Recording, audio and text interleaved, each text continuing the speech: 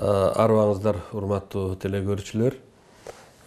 Бүгүн биз ушул Манас эпосу боюнча сөзүбүздү улантабыз. Бүгүн биз ушул Манас темасындагы Манаска байланышкан жер суулар боюнча топонимдер, гидронимдер боюнча сүйлөшөлү деп чечтик. Айта турган болсок, бүгүнкү күндө дүйнөнүн бардык жеринде ушул Манаска байланышкан Манас атанын атын алып жүргөн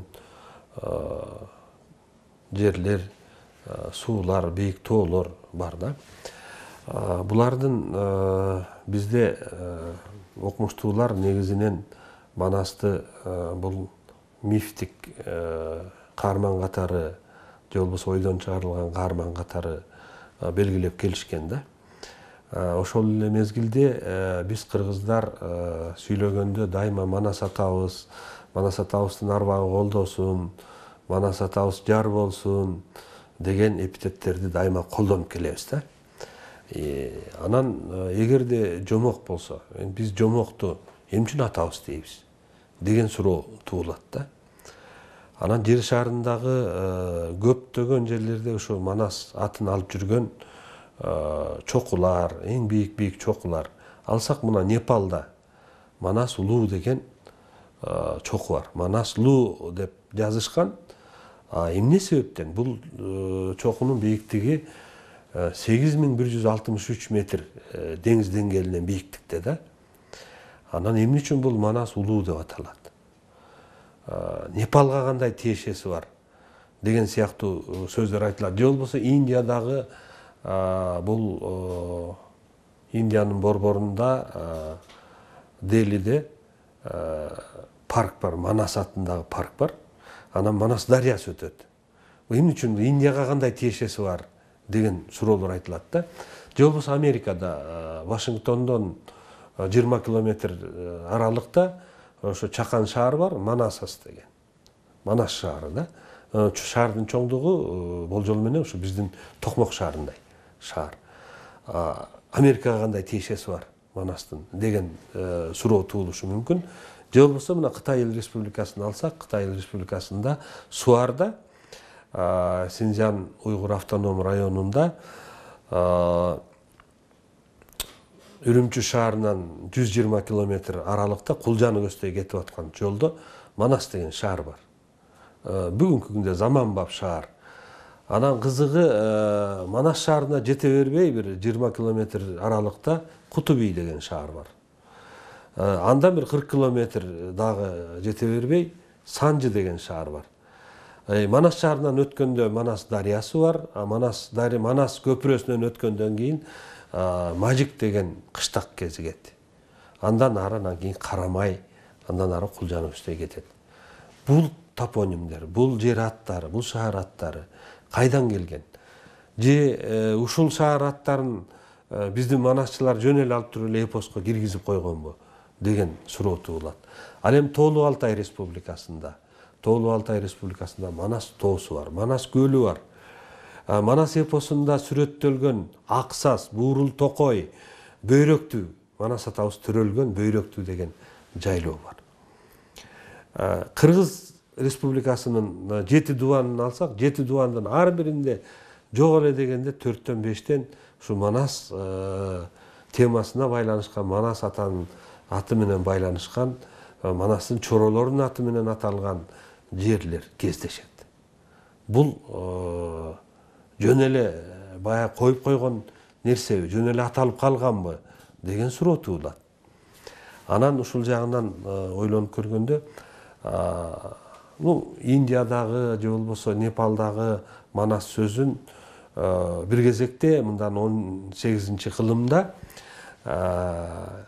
Елена Блаватская деген орустун окумуштуу аялы бул өзү ушу мындай кичинекейинен мындай зирек өскөн айым экен да. Бирок ата энеси орустар ежовых перчатках деп коет да, баягы катуу бекем тарбиялашкан экен. Анан үйдөн чыгарбай бул кызды бекем тарбиялаган экен.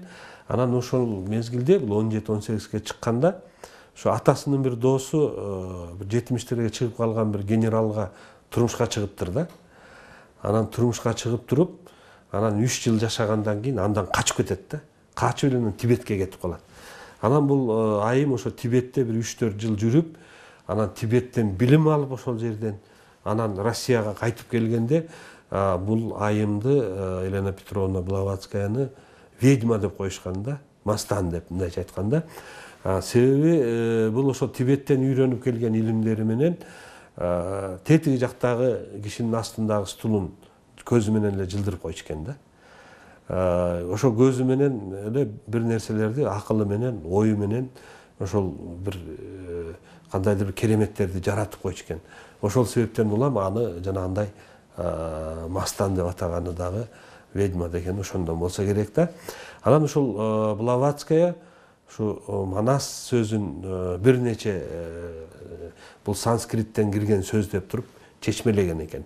Бүгүнкү күндө биз билебиз, Веда жазмаларында санскрит тилиндеги сөздөрдүн бир 30%га жакыны бул кыргыздын сөздөрү болуп атат. Бул да бекеринен болбосо керек. Ал эми ушул жагдайдан алганда бул манасты высший разум деп берип атат да. Кийин Блаватскаянын окуучулары өздөрүн Блаватскаянын окуучусубуз деп аташкан, андан кийин 100 жылдан кийин жашап өткөн Елена Петровна Рерих, Николай Рерихтен Николай Константинович Рерихтин жубайы. Бул адам дагы көзү ачык, көкүрөгү ачык адам болгон экен. Орустар ясновидящий, яснослышащий дейт да. Анан ошол адам дагы булар үй бүлөсү менен Рерихтер ошо Тибет жерине, алар биздин жерге да жүрүшкөн, биздин Ысык көлдө да болгон, кыргыз жерин аралашып, биздин жер аркылуу анан кийин Кашкарга өтүп, андан ары Тибетке барып, Тибеттен ары анан Индияга өтүп туруп, анан Индияда туруп алып калышкан да. Бул 20-30 жылдары. Эми Рерихти бул өтө баягы белгилүү сүрөтчү, бул жана Американын $1 дагы автору катары бүгүн биз билебиз Рерих Николай Константиновичти. Анын ошо сүрөттөрүндө, Гималай тоолорундагы, Тибет тоолорундагы сүрөттөрүндө бир кызыгы кыргыз калпагын, ак калпак кийген адамдардын сүрөттөрүн тарткан да. Анан ушул биздин жерде болгондо Рерихтин Seven Time Космоса деген китебинде ал жазып атат. На берегу Иссык-Куля есть камни мани депчи. Кудайдын таштары деп атат да. Анан ал таштын бетинде саймаланган жазуу бар. Ом мани падме деген жазуу деп атат да. Бул асмандан түшкөн Кудайдын ташы. Ошонун бетинде жазуу бар деп. Анан ушул Ысык көлдүн боюнда кайда болду экен? Бул эмне мани деген сөз, манас деген сөз менен уйкаш болуп атат. Муну изилдеп көрөйүн деп, изилдеп көрүп, анан бизде мыногу Барскондон нары Тамга таш деп атпайбы? Тамга деп айылдын аталышы дагы ошо таш бетинде жазылган Тамгадан экен да. Анан тоодун арасында ал жерден караганда Ысык көл эң сонун болуп көрүнүп турат. Ошол чоң бир момундай ушу дивандан да чоңураак таш ортосу бөлүнгөн. Бияк бетинде де, тияк бетинде дагы жазуу бар. Бирок бул жазуу ошо санскриттеби же кайсы тилде, муну баягы ошол тил изилдеген, санскрит изилдеген адамдар окуп көрүш керек да. Анан Рерих ошол таштын сүрөтүн тарткан экен. Рерихтин тартканы менен мен тапкан ошол барып көргөн таш жазуулар анча-мынча окшош, бирок башка таштар да. Балким дагы бир жерде ошондой таш бардыр. Анан ал ташты ошол жерде жашаган бир аксакал, 80ден ашкан аксакал, мындан бир 10 жыл мурда барып тарттым эле. Ал айтып атат, бул таштын бетиндеги жазууну эки вариант бар дейт. Бири Айкөл Манас атабыз жарадар болуп, чоң казаттан келе жатканда анан жазып, анан кылычын таштын үстүнө коюп койгон экен, Зулпукорду. Зулпукор баягы ташты экиге бөлүп туруп, анан жердин астына түшүп кеткен экен. деген версияны айтып жүрүшөт элдерде дейт. Экинчи версиясы болсо Эр Табылды. Бул Эр Табылды бир 500 жыл мурда өткөн кыргыз баатыры да. Эр Табылды атабыз баягы Чалкалмак деген калмактар келип туруп кыргызды чаап кетип, малын айдап кетип, анан Эр Табылды барып Чалкалмактын жылкысын бери айдап, аналар менен согушканда ошо жолдон күтүп турган имиш да. Анан эгерде Манас эпосун алсак дагы, Манаста чоң казатка барганда алды менен жылкы тийишет эмеспи, билесизби? Жанагы чалгынга барып, Алмамбет, Сыргак, Айкөл Манас атабыз чубак болуп барып, анан кийин Коңурбайдын жылкысын тийип, анан жылкы тийгенден кийин артынан куугунчу келет, анан элине кабар берет, аскерине кабар берет, анан кийин салгылаш башталат да. Алды менен Коңурбай дагы Көкөтөйдүн ашында келген байгени тийип айдап кетип атпайбы? Байгени баягы бөлгөнгө чейин айдап качып атат да. Бул дагы ошол согушка чакырганы да. Анан ал эле аскергенсип жолдо кетип атканда жөн жаткан элдин дагы малын тийип анан айдап кетип атат да. Кыргыз элинин, ошо көчмөндөрдүн эң негизги байлыгы бул жылкы болгон да. Минсең ат, жесең эт, ичсең сүт, бул кыргызды ошол бейпил турмушка, токчулукка алып келген окат, ошол негизги байлыгы бул жылкысы болгон. Мына ошол себептен жылкы тийген. Анан ошол жанагы көлдүн боюндагы ташта Эр Табылдын ташы дегени Чалкалмакты жылкысын тийип туруп, анан ошол тамга, азыр тамга турган жерде келип анан жылкыны айдап берип анан өзү күтөт экен да. Чалкалмактын келишин күтөт да, ошо согушуш үчүн. Аны айылдын ичинде согушпай, ээн жерге чакырып алып анан кийин согушам деген эме менен. Анан күтөт, бир күн күтөт, 2 күн күтөт, кыларга иш жок. Анан отуруп алып анан кийин ошо ташка чегип жазган деген версия дагы айтылат да. Бул Эр Табылды жазган экен деп. Бирок Эр Табылды атабыз 500 жыл мурда болсо, 500 жыл мурда кыргыздар ошол санскрит, бүгүн эми условно санскрит деп атабыз да, жазмасы менен жазган болобу деген суроо туулат да. Балким ал андан мурда жазылгандыр. Анан экинчи дагы жагдай, бул мен 2012-13 жылдары ошол беш бежинди кыдырганда эң негизги максатым ошол кыргыз каганынын Кытай императоруна жазган каты табылса деген максат эле да. Себеби биздин колубузда бүгүнкү күндө Кытай императорунун кыргыз каганына жазган 13 каты бар. Бул Тан империясынын убагында. Андан мурдагы байыркы замандарда Бактук Шанюй деп атабыз, же болбосо тиги Моде Шанюй деп тарыхта кирген, же болбосо Өгүз хан атабыз, ошо Өгүз ханга дагы Кытайдын императорунун жазган каттары бар. Ал каттардагы мына ханзу жазмаларында кыргыздар деген чоң китеп чыккан 2004 жылы Синжан эл басмасынан. Мына ошол китептин ичинде ошол каттар дагы бар. Анан барынан кызыгы мына Тан империясынын убагындагы жазылган императордун, Кытай императорунун жазган каттарында урматтуу каган, сиздин жазган катыңызды алдым, өтө кубанычта болдум деген саптар кездешет да. Анан эгер андай болсо, анда кыргыздын жазган каты дагы болуш керек да, хандын каты. Анан ошол катында эмне деп жазды, кайсыл тамга менен жазды, кандай маанайда жазды, өкүм жаздыбы, же баягы өтүнүп жаздыбы, же жалдырап жаздыбы, же кандай жазды, биз ушуну билет элек да. Анан ошол байыркы замандарда биздин бабаларыбыз менен, кошуналары менен өзгөчө Улуу Кытай мамлекети менен кандай мамиледе болгон. Манас эпосунда уй түгүндөй деп айтылат.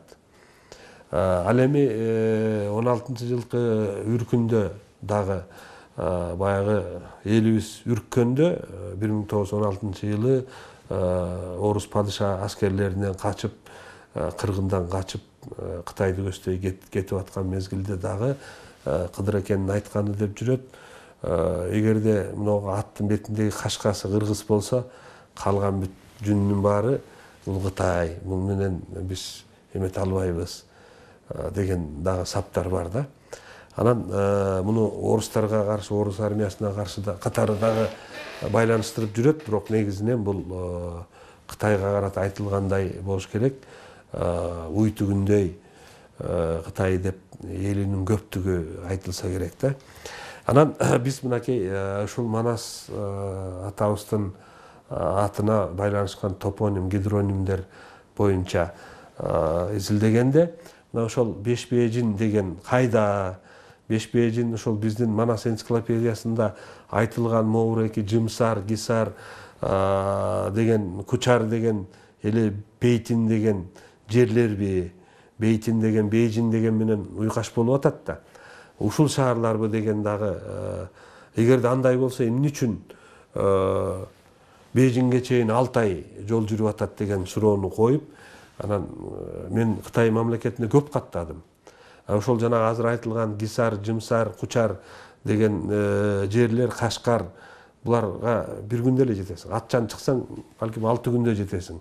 Анан биздин манасчылар 6 күндө 6 ай деп апыртып койгонбу.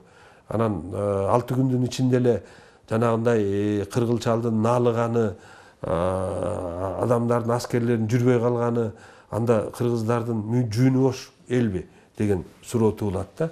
Анан көрсө Бешбээжин деген тиги ыракы чыгышта ошол Манас атабыз барган Бешбээжин, ошо алардын бири азыркы Пекин, бул Чоң Бээжин деп аталган.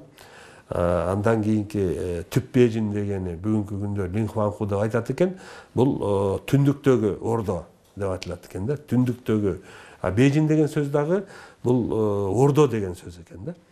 Анан Чет Бээжинибиз болсо бул бүгүнкү күндө Ляоян дейт экен, чыгыштагы ордо, Ляонин дейт экен. Анан Нинчиң деген бул ортодогу ордо. Анан кийин Датуң дегени болсо батыштагы ордо. Ушу 5 ордо бар тең бар экен. Бул эми Кара Кытайлардын убагындагы ордо калалар болгон экен да. Ал эми жалпы Тан империясынын ордосу бул Чаңан. Чаңан бүгүнкү күндө Сиан шаары да. Бирок бир кызык нерсе, ошо Кара Кытайлар булар дагы көчмөн эл, булар дагы баягы түрк тилдүү элдердин катарына кирет. Анан ушу Кара Кытайлар ошол тетиги ыракы чыгыштагы өздөрүнүн ордолорунан булар согушчан эл болуп, алды менен булар Тан империясынын вассалы болгон. Анан кийин баягы Манас атабызды жеңип, кийин кайра таласка келип, анан кийин Семетей атабыз менен согушуп, Коңурбай өлүп, бирок бул көп эл экен да, көп сандуу эл экен. Булардан дагы көп батырлар чыккан экен. Ошол себептен кийин анан булар Танды дагы жеңип туруп, Тан империясынын ордуна анан өздөрүнүн Лео деген империясын курган мамлекет да, 907-жылы. Мына ошол жерлердеги суу аттар, Манас эпосунда айтылган Чанбейшен, Тайбейшен деген жерлердин бардыгы тең Манас эпосунда айтылгандар бүгүн дагы турганы. Суу аттары Сары дария, Хуанхэ дария, Хуанхэ деген Сары дария деп аталат экен да. Мына ушул дарыялардын жер аттарынын бүгүнкү күндө чейин сакталып калышы бул өтө бир чоң тема да. Анан мисалы үчүн Манастын ордосу бул Таласта деп ала турган болсок, өтмөк аркылуу кетип атканда, өтмөктөн өтүп эле айылдарга кирип атканда Чоң Кошой суусу деп турат. Кошой өзү кайда? Биз ат башыда Кошойдун коргону турат, Чештөбөсү турат, Анан андан өтүп кетип атканда Үч Кошой деп турат. Үч Кошой суусу турат да. Анан Үч Кошой дөбөсү деп турат. Бул жерди алып карай турган болсок, Манас эпосунда Жүсүп Мамайдын вариантында айтылып атат. Катагандын Кан Кошой, кыргыздардын Чоң Кошой, анан калмактардын Бай Кошой. Үч Кошой жолугуп, Кошой атабыз Катагандын Кан Кошой Манас атабызды издеп Таласка келгенде, анан ошол Үч Кошойдун жолуккан жери бүгүнкү күнгө чейин Үч Кошой деп аталат. Табличкада турат. Суу өзгөргөн жок да. Ландшафт өзгөргөн жок. Анан өтмөккө кайрылбай Ошто көздөй кетип атканда сол жакта Жайсаң төр деген жер бар. Андан ары кетип атканда Итагар, Манаста да Итагардын суусу деп айтылат да. Дөңгөнүн коктусу дейт. Эми дөңгөнүн коктусу деген дагы кызык да. Бул Каныкей энебизди кыргылчал, Айнакул кыргылчал, бул кыркында көпкөн жинди чал деп айтып атпайбы? Анан бул кыргылчал бул айдап койгон талаага эгин эмес тубайбы, Ханыш менен Эрчубак тегин эмес тубайбы? Экөө анан сырдаш болгон турбайбы, экөө ойнош болгон турбайбы деп айтылат да эпоста. Анан ошондо Манас атабыздын кыжыры кайнап туруп, анан Каныкей энебизди салбар кылып, жыртык кара үй берип, жырык кара уй берип, анан дөңгөнүн коктусун айдап коет да. Анан ошол дөңгөнүн коктусу өтө кууш кокту. Өтө мындай эмеси тик кууш кокту да. Анан 6 ай ошол жакта жүргөнү Манас эпосунда айтылат. Дөңгөнүн коктусу дагы турат. Демек, Манас эпосундагы жер суу аттары бул окумуштуулар изилдей турган, муну ар бирин баягы жаратылыштагы ордун картасын чийип изилдей турган тема. Урматтуу телекөрүүчүлөр, мына бүгүнкү берүүбүздү ушуну менен жыйынтыктайлы. Кийинки көрсөтүүбүздө жолукканга чейин аман туруңуздар.